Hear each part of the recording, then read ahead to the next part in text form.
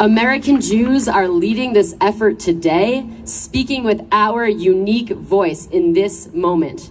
And many, many of our non-Jewish allies are here with us in solidarity and have contributed extensively to make this possible.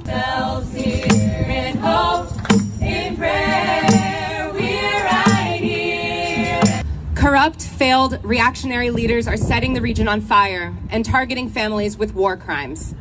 The Israeli government has turned what was already a devastating blockade into a total siege, depriving millions of Palestinians of food, electricity, and internet in a brutally terrifying time, leaving millions of people with no way to find each other or contact their loved ones outside of Gaza.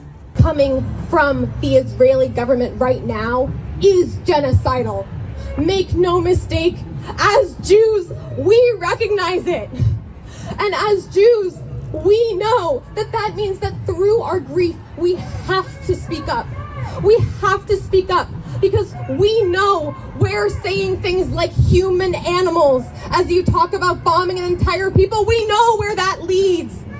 They are going to have to start naming the real reasons behind U.S. government policy in the Middle East.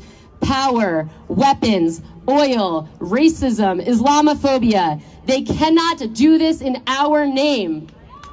Not in our name. Not in our name. Not in our name. Not in our name. Not in our name. Not in our name. Not in our name. They've been calling on the U.S. not to ask them to show restraint, and we've seen that reflected already in memos that have been leaked to the media about the Biden administration, about the State Department, not saying anything about de-escalation or a ceasefire. That is coming from the Netanyahu government's pressure, and that is precisely where the pressure ought to be specified.